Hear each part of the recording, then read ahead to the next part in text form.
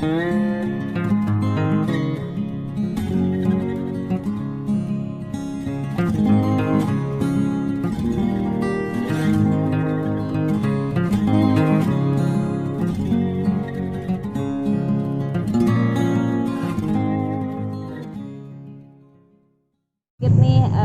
kan banyak juga yang bertanya-tanya ada hubungan apa dan mungkin sedikit perjalanannya seperti apa sih Mbak Sarah dengan Mas Eli?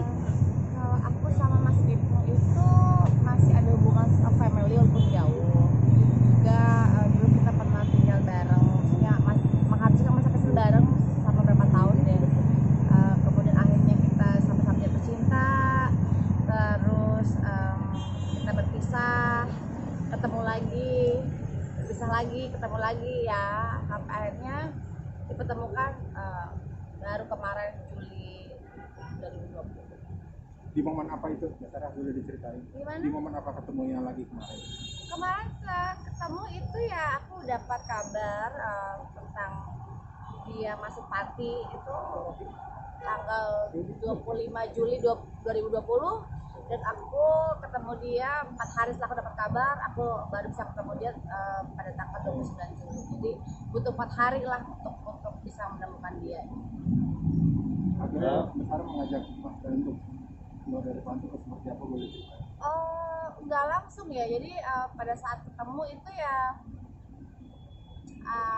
saya cuma bilang maaf aku baru datang karena aku baru tahu kabar dia, karena kita udah 10 tahun nggak pernah ketemu, benar-benar yang lose contact banget walaupun kita family, cuman ya benar-benar yang nggak ada ini ya, nggak ada kabar sama sekali. Dan karena saya juga nggak mau tahu tentang dia gitu. Saya nggak pernah mencari tahu tentang dia, apapun tentang dia saya nggak mau tahu gitu kan.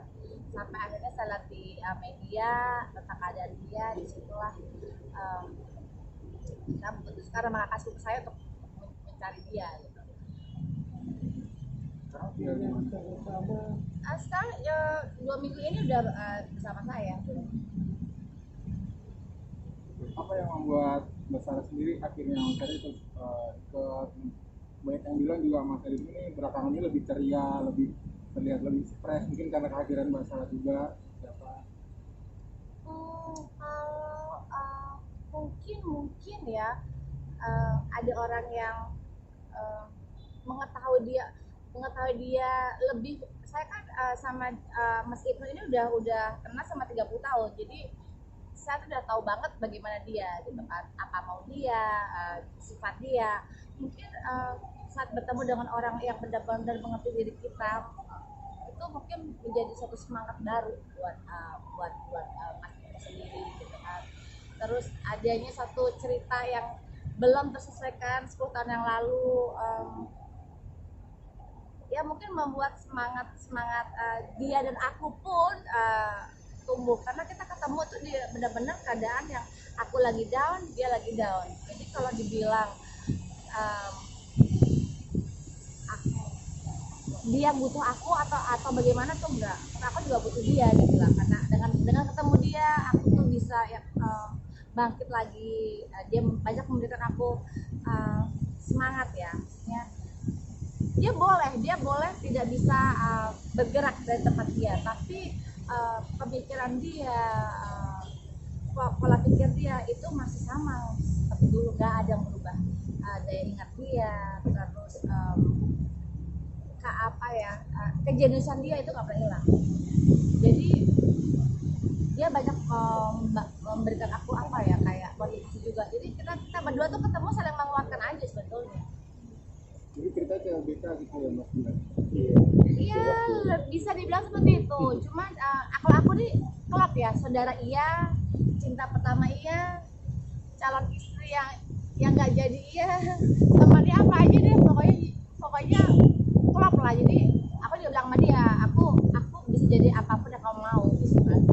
Bisa jadi suara kamu, bisa jadi tangan kamu, kaki kamu, apapun yang kamu perlukan, aku akan selalu ada buat kamu. Udah punya rencana jadinya gimana Mbak? Gimana? Alasan nggak jadinya gimana dulu? Alasan nggak jadinya sebetulnya sih 10 tahun lalu nggak tahu karena dia memutuskan aku tuh tanpa ada penjelasan yang tepat atau 3 hari sebelum lamaran dia membatalkan gitu kan. Dia hanya bilang maafin aku nggak bisa dapatin janji, kamu lupain aku dan hanya itu aja gitu kan, hanya seperti itu dan aku butuh penjelasan tapi dia nggak pernah memberikan penjelasan gitu kan. Akhirnya penjelasan itu baru aku dapat 10 tahun kemudian gitu. Pas tanggal 29 Juli dia baru menjelaskan bahwa alasan dia pergi kenapa dan jujur setelah dia memutuskan aku tuh aku benar-benar yang aku hidup dengan membenci dia, aku benci banget dengan dia dan aku benar-benar yang aku bisa survive hingga 10 tahun ke depan tuh karena rasa benci sama dia. Sedangkan dia hidup 10 tahun dengan rasa penyesalan yang berlebihan karena dia ninggalin aku, nyakitin aku.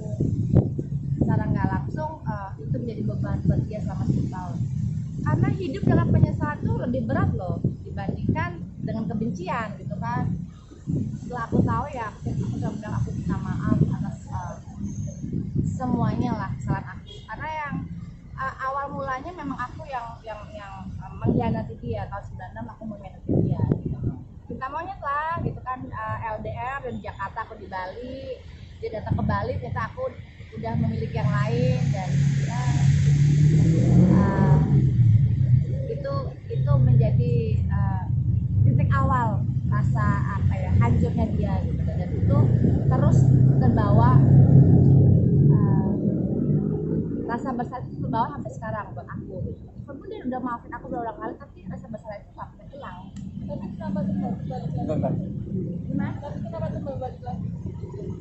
Setelah 10 tahun ya pada saat aku ketemu dia untuk pertama kali 29 Juli 2020 gitu kan, rasa benci aku 10 tahun itu hilang begitu aja digantikan rasa cinta aku. Jadi 10 tahun aku membenci dia itu hilang begitu aja dan cukup 1 detik untuk mencintai dia kembali gitu. Alasannya?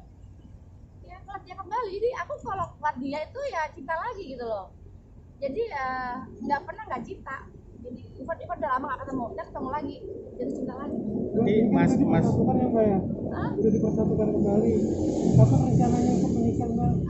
Masalah pernikahan kita serahkan sama di atas deh. Maksudnya ada sana ada, cuman kan kembali lagi manusia boleh berencana, Tuhan yang menentukan kan. Apalagi dengan kejadian-kejadian yang kita alamin, ya 30 tahun perlu 30 tahun membuktikan bahwa cinta itu ada gitu kan. Dan sekarang kita serahkan aja sama di atas. Saya cuma berharap apapun yang terjadi dia bisa hidup lebih lama lagi. Saya tidak perlu dia kembali normal ataupun kembali ke semula, enggak. Saya hanya mohon sama Tuhan bahwa berikanlah kami waktu 30 tahun lagi untuk menebus 30 tahun yang kedua. Oke. Satu lagi mah mungkin kan Mas El selalu memaafkan dirimu, sedangkan satu sisi kamu yang selalu mengecewakan Mas El. Itu gimana sampai sekarang kan masih memaafkan? Ada nggak sih kata-kata yang dari Mas El yang ini sebetulnya sih ya kalau dibilang kita tuh impas sebetulnya, cuma karena dia kan punya IG, kalau aku nggak main medsos gitu loh, jadi dia memaafkan aku tuh atas kesalahanku yang tahun 96, sedangkan